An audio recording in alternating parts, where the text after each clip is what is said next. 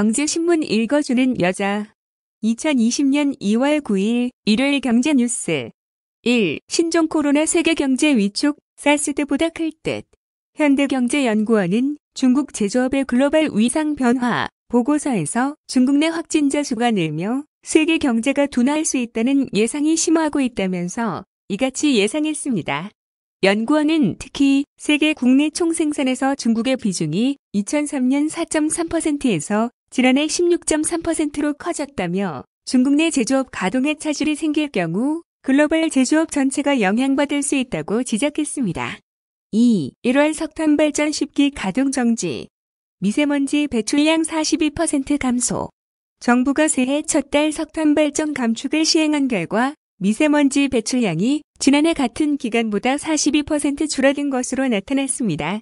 아울러 겨울철 미세먼지 고농도 시기 대책 시행, 2달간 전체 석탄 발전, 부문 미세먼지 배출량은 지난해 같은 기간보다 40.3% 줄어든 것으로 파악됐습니다. 3. 신종 코로나 확진자 25명으로 늘어 의심 환자 960명 검사 중. 이날 확진 판정받은 25번째 환자는 73세 한국인 여성인으로 나타났습니다. 25번 환자는 이달 6일 발열, 기침, 인후통 등의 증상으로 선별진료소에 내원해 양성으로 확인됐습니다. 질병관리본부 중앙방역대책본부는 9일 오전 11시 기준 신종 코로나 바이러스 감염증 의심 환자는 2,340명이라고 밝혔습니다. 확진자를 제외한 나머지 2,315명 중 960명은 현재 검사 중이며 1,355명은 검사 결과 음성 판정을 받았습니다. 4. 코로나 바이러스에 멈췄던 중국 부품 공장 재가동 시작.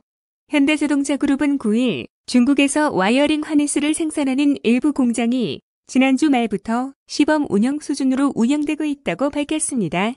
현대차그룹은 중국에 있는 완성차 공장도 다음 주 중 방역과 라인 점검을 마치고 오는 17일부터 가동에 돌입할 예정입니다. 국내 완성차 공장은 중국 현지에 있는 부품 수급 상황 등을 고려해 좀 더 상황을 지켜보기로 했습니다. 5. 삼성, 신종 코로나 피해 협력사에 2조 6천억 원 긴급 지원. 삼성전자는 협력사가 긴급 자재 공급을 위해 항공 배송으로 전환하는 경우 물류비용을 실비로 지원하고 구매처를 다변화할 경우 부품 승인 시간과 절차를 단축합니다. 또 협력사가 원활하게 자재를 조달할 수 있도록 물류업체와 통관 정보를 공유하고 우회 및 대체 물류 경로를 협력사에 개발, 제안한다고 회사는 설명했습니다. 협력사회로 사항을 수렴하는 협력사 지원센터도 운영합니다. 6. 정의선 수석부회장, 미 주지사들과 미래 수소차 모빌리티 혁신 논의. 정의선 현대차그룹 수석부회장이 8일 주미 한국대사관저에서 개최된 전미주지사협회 리센숍에 참석해 그룹의 미래차 사업과 모빌리티 혁신 등을 논의했습니다. 한국대사관저에서 열린 전미주지사협회 동계회의 리셉션에는 전미주지사협회 의장인 레리 호건, 메릴랜드 주지사 등 주지사 30여 명을 포함해 140여 명이 참석했습니다. 전미주지사협회 회의는 미국 50개 주와 5개 자치령 주지사들이 매년 2차례 모여서 주 정부 간 정책 이슈를 논의하고 세계 각국 주요 인사들과 교류하는 자리입니다. 7. 하도급법 상습 위반, 대보건설, 과징금 9,300만 원.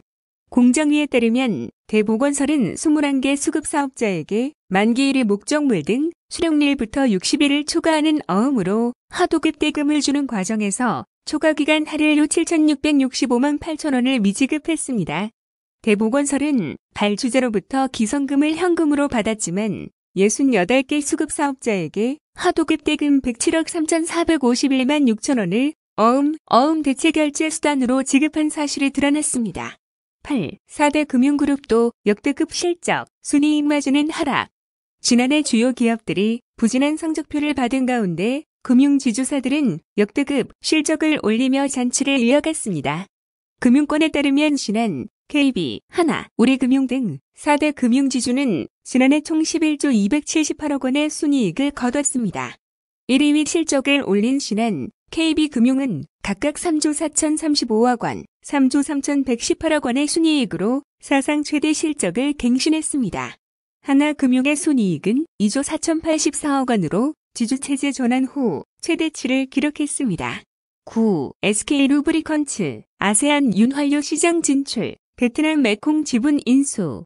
SK 루브리컨츠는 그동안 베트남의 윤활유 브랜드 지크 제품을 수출해왔지만 지분 투자를 하며 직접 진출하는 것은 이번이 처음입니다. SK 루브리컨츠는 이번 인수를 통해 베트남 전역의 생산부터 판매까지 윤활유 가치 사슬을 구축하게 됐습니다. 앞으로 SK 루브리컨츠는 베트남에서 메콩 판매망의 지크 제품을 추가하고 윤활유의 원재료인 윤활기유도 메콩과 협력해 제조, 판매하게 됩니다. 10. 불법 용도 변경 펜션 이행강제금 4배 증액. 국토교통부는 지난 설날에 발생한 동해 펜션 사고의 재발을 막기 위해 영리 목적으로 건축물을 불법으로 용도 변경하는 등 건축법령을 위반한 경우 이행강제금을 최대로 부과할 것을 권고했다고 밝혔습니다. 국토부는 영리 목적 불법 개조 등 건축법령 위반에 대해서는 이행강제금 가중치를 최대치인 100%까지 올리도록 지자체에 권고했습니다. 이에 따라 이행강제금 가중치를 100% 적용하고 연 2회 부과하면 금액이 최대 4배까지 늘어나게 됩니다. 11. 개정기업 활력법 활용한 신산업 진출 기업 첫 탄생. 산업부 9개 기업 사업 재편 계획 최종 승인. 얼마 전 바뀐 기업 활력 제고를 위한 특별법을 활용해 자율주행차, 마이크로 발광 다이오드, 바이오 헬스 기기 등 신산업으로 사업을 재편한 기업들이 처음으로 나왔습니다. 루시엠은 기존 단순 의료기기 유통사업에서 벗어나 사물 인터넷 기반 스마트 자동 심장 충격기를 직접 제조하는 사업을 시작합니다. 12. 또동난 홈쇼핑 마스크 7분 만에 40만 장 완판. 오늘 한 홈쇼핑에서는 마스크 40만 장이 매진되는데 단 7분밖에 안 걸렸습니다. 결국 40만 장의 마스크는 방송 시작 7분 만에 완판됐습니다. 또 다른 홈쇼핑은 어제 새벽 4시 마스크를 판다고 예고했지만 방송 시작도 전에 사전 판매로 모두 동났습니다. 정부가 마스크 판매 방송을 확대한 홈쇼핑 업체에는 재승인 심사 때 가점을 주겠다고 밝히면서 홈쇼핑 업체들은 급하게 방송을 편성했습니다. 홈쇼핑들은 다음 주에도 긴급 편성을 통해 마스크 판매에 나설 계획입니다. 13. 시중 통화 유통 속도 하락률 OECD 중 1위, 돈 맥형화, 심해. 돈이 시중에 도는 속도가 지난 2018년 경제협력개발기구에 속한 16개국 중 한국이 가장 가파르게 떨어졌다는 분석이 나왔습니다. 세계은행 통계를 기초로 분석 데이터가 있는 OECD 16개국의 2018년 총통화 유통속도 증감률을 산출한 결과 우리나라의 유통속도 하락률은 마이너스 3.5%로 16개국 중 가장 폭이 컸습니다. 14. 라임펀드 자산 3.8조로 축소.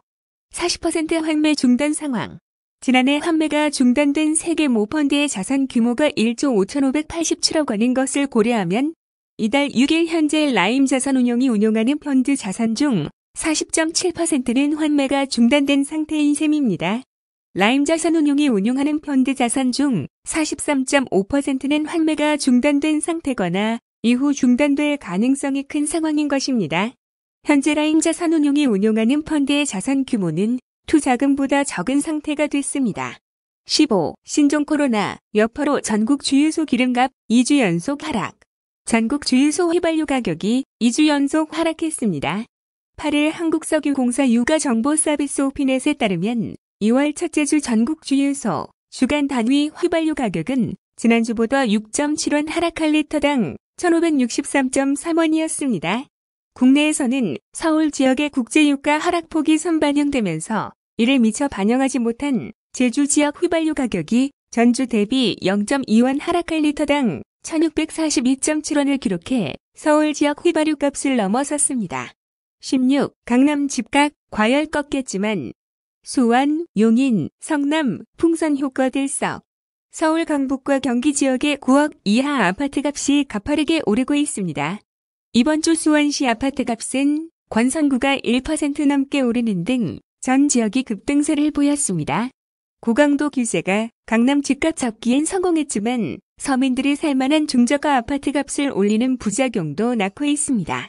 17. 카드사 데이터로 전염병 패닉 잡는다. 카드 이용 내역은 감염자 확산 예방에 필요한 확진자, 동선 파악의 핵심 단서로 역할을 하고 있습니다. 카드업계는 지난달 31일부터 질병관리본부와 비상연락망 체제를 구축하고 24시간 대응 체제에 돌입했습니다.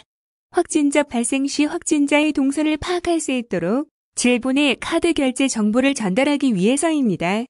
제공 정보에는 카드 이용 내역뿐만 아니라 교통카드 정보도 포함돼 있어 확진자의 이동 경로를 자세히 파악할 수 있습니다.